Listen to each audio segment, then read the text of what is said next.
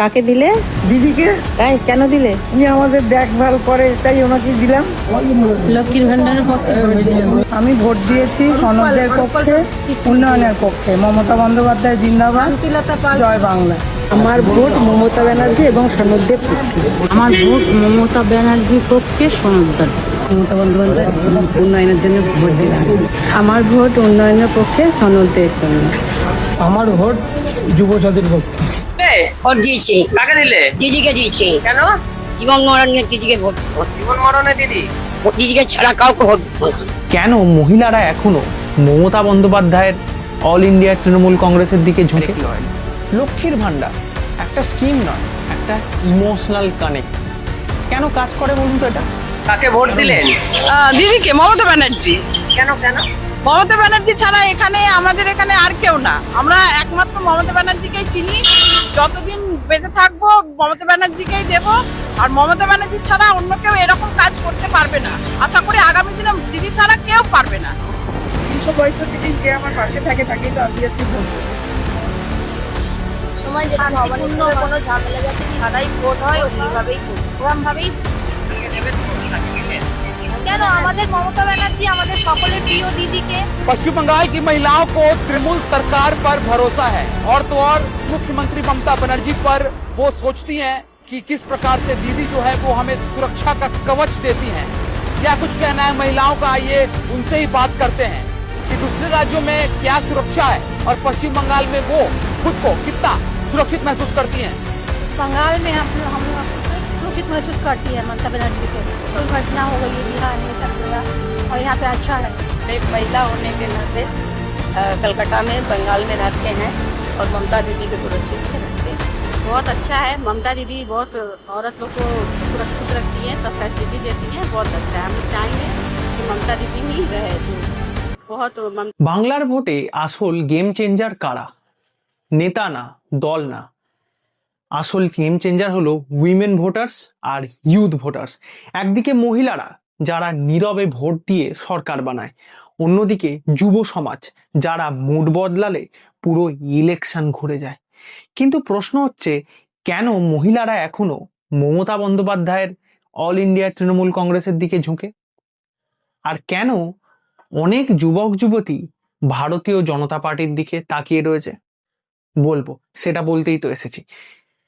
আসলে আজকে আমরা ডিসকাস করব বাংলার ভোটের আসল সাইকোলজি। বাংলার ভোটে উইমেন ভোটার্স যে একটা ম্যাসিভ ফোর্স, সেটা 2021-এর নির্বাচনে আমরা দেখেছি। কেন? প্রথমে একটু ভেঙে বলি, direct benefit is equal two direct loyal. লক্ষ্মীর ভান্ডার একটা স্কিম নয়, একটা ইমোশনাল কানেক্ট। কেন কাজ করে বলুন তো এটা? কারণ ডাইরেক্ট টাকা ব্যাংক অ্যাকাউন্টে ঢোকে, যেখানে রেগুলার ইনকাম ফিল হয়, ফ্যামিলি ডিসিশনে উইমেন এম্পাওয়ারমেন্ট।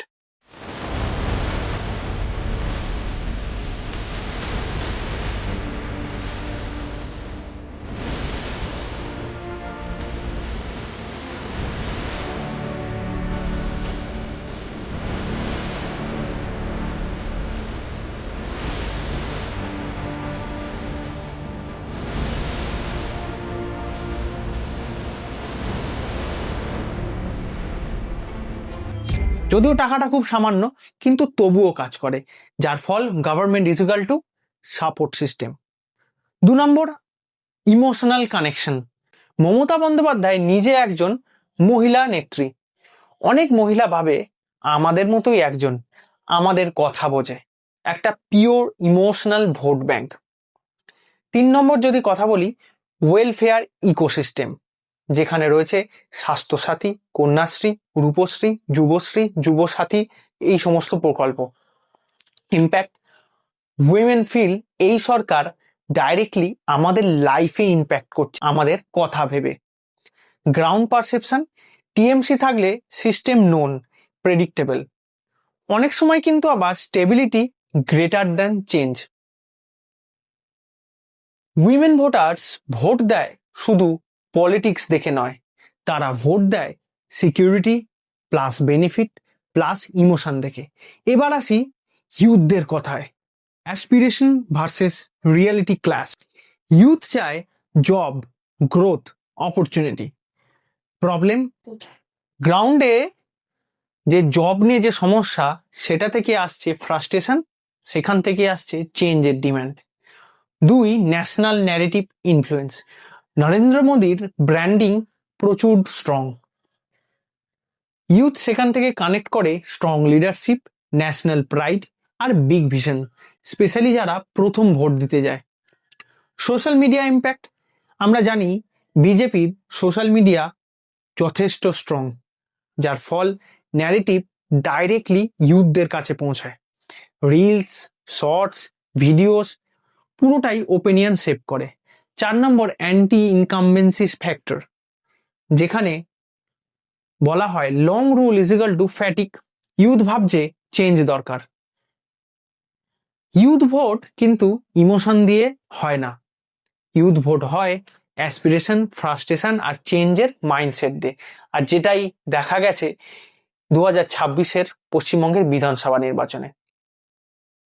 এখন আসল যুদ্ধটা হলো women vote strong is equal to TMC advantage.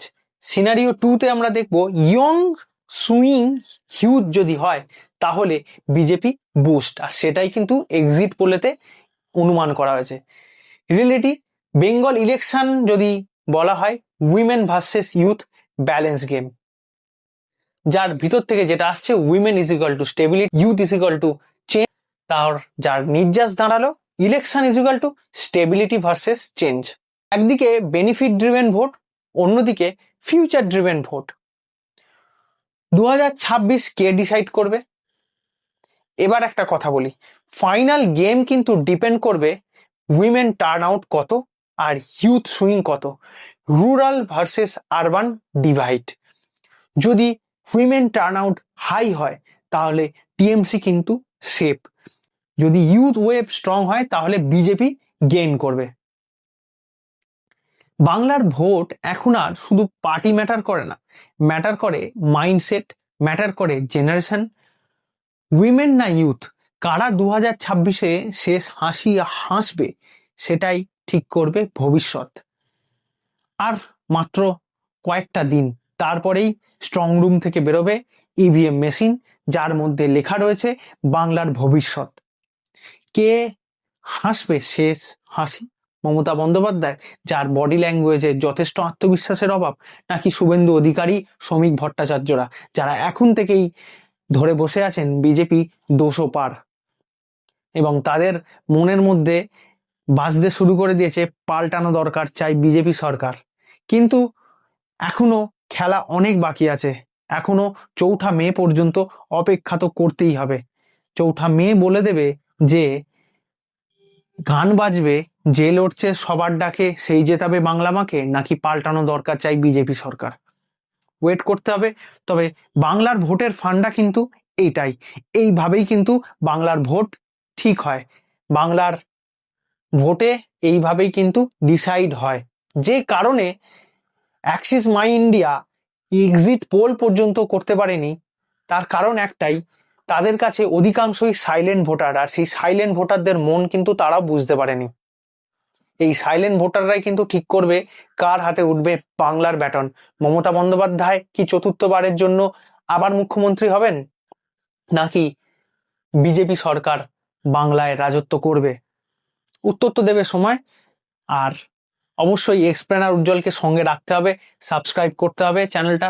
ভিডিওটা ভালো লাগলে অবশ্যই লাইক করবেন, আর কমেন্ট বক্স তো আমার অল টাইম খোলা থাকছে, মতামত কিন্তু জানাতে ভুলবেন না। দেখা হবে আবারও এমনই একটা অ্যানালিটিক্যাল ভিডিও নিয়ে, ততক্ষণ ভালো থাকবেন।